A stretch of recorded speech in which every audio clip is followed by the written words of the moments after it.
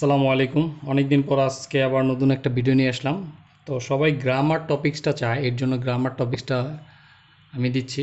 Class 9-10 বা HSC ওনাদের completing sentence বলে একটা গ্রামার টপিক্স আছে, যেটা অ্যান্সার করতে হয়। তো কমপ্লিটিং সেন্টেন্সে অর্ধেক সেন্টেন্স দেওয়া থাকে, বাকি অর্ধেক সেন্টেন্স পূরণ করতে হয়। এর ভিতরে সো দ্যাট হচ্ছে একটা ইম্পর্টেন্ট রুলস বা একটা নিয়ম। এখন এইটা দিয়ে কিভাবে কি করতে হবে সেটা আমরা আজকে শিখব। সো দ্যাট মানে হচ্ছে গিয়া যেমন যাতে, তাই না?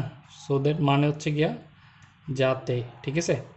যেমন এইখানে বলা থাকে he works hard so that, সে কঠোর পরিশ্রম করে যাতে, মানে একটা উদ্দেশ্য, আমরা যে কোনো কাজ করি, তাই না? ওই উদ্দেশ্যটা লিখতে হবে যে সে কেন মানে পরিশ্রম করে, ওয়ার্ক হার্ড, কঠোর পরিশ্রম করে, তাই না?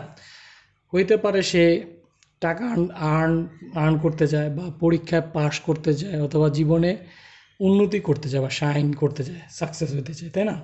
তো এই জিনিসটাই আপনার এখানে লিখতে হবে। তাহলে এখানে সাবজেক্ট থাকলে এখানে সাবজেক্টটা লিখতে হবে। এটা যদি যেমন এইটার ক্ষেত্রে হি বলা আছে, এই যেমন প্রোনাউন, এই প্রোনাউনটাই থাকবে, যেমন হি, ঠিক আছে? এরপরে হচ্ছে গিয়া এই সোদের যেহেতু আছে, এটা হবে ক্যান অথবা কুড বা মে মাইট, ঠিক আছে? ক্যান, কুড, মে, মাইট। এখন কত হচ্ছে গিয়া এই যে ভার্বের উপর ডিপেন্ড করবে, হচ্ছে গিয়া ক্যান অথবা কুড বা মে মাইট হবে।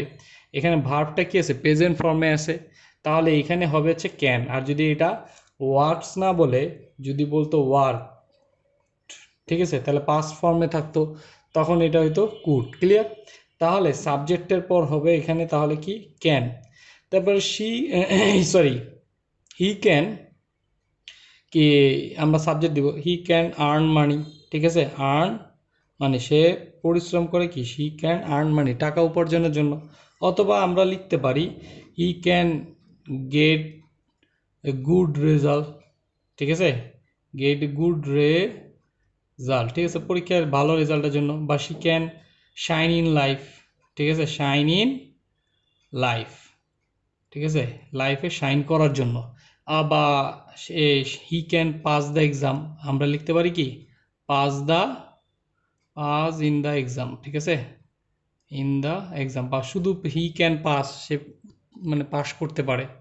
আর লাইনটা বড় করলে পাস ইন দ্য এক্সাম, পরীক্ষায় পাস করতে পারে।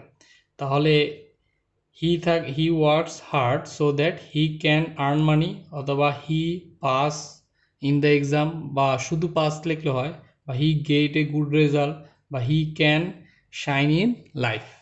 এরপরে আমরা আরেকটা দেখলাম যে করিম রিডস মোর, মানে করিম বেশি পড়াশোনা করে, তা যাতে কি করতে পারে সেই। এখানে যেহেতু নাউন আছে, তা নাউনটার প্রোনাউন হচ্ছে গিয়ে হি। যদি লেডিস হইতো, মানে মেয়ে ফিমেল নাম হইতো, তাহলে হইতো শি। তাই এখানে হি হবে, যেহেতু রিডস আছে তার মানে এটা আবার ক্যান হবে। আর যদি পাস ফর্মে থাকতো তাহলে তো কুড হইতো, যেহেতু he can pass in the exam, ঠিক না? সে বেশি পড়াশোনা পাস ইন দ্য এক্সাম। বা he can get A plus, ঠিক আছে, এটা লিখতে পারি। অথবা হি ক্যান গেট কি get a good result, good, ঠিক আছে, গেট এ গুড রেজাল্ট, একটা ভালো ফলাফল, SULT, ভালো ফলাফল করতে পারে, পায়। এই হচ্ছে কি আমাদের সোদের দিয়ে। এখন সোদেটের মতোই আরো কয়েকটা নিয়ম আছে, মানে সোদেটের জায়গায় লেখা থাকতে পারে এরকম, যেমন ইন অর্ডার দ্যাট, এটার মানে কিন্তু একই, ঠিক আছে? সো দ্যাটের মানে এটার মানেও একই, ঠিক আছে, পুরো সেম। আবার এটাও থাকতে পারে ইন অর্ডার টু, ঠিক আছে, ইন অর্ডার টু। এখন ইন অর্ডার টু আর এটা এটা একই, কিন্তু ইন অর্ডার টু যদি থাকে তাহলে এখানে আপনার সাবজেক্ট আর এই ক্যান বা কুড এই জিনিসগুলা হবে না, ঠিক আছে? মানে যেমন he works hard in order to earn money, ঠিক আছে? বা Karim reads more in order to pass in the exam, clear, বা গেট এ গুড রেজাল্ট, এরকম।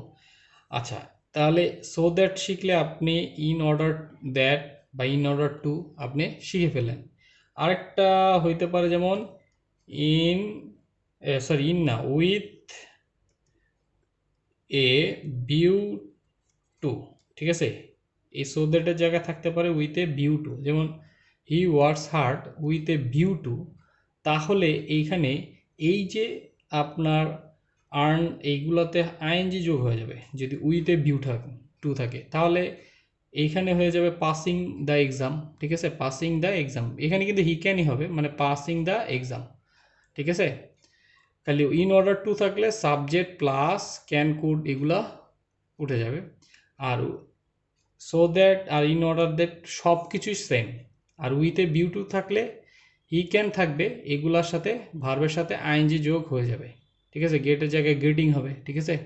আইএনজি যোগ হয়ে যাবে। তাহলে এই একটা জিনিস শিখলে আপনি আজকে অনেকগুলা শিখতে পারবেন। তো আজকে এই পর্যন্তই। আল্লাহ হাফেজ।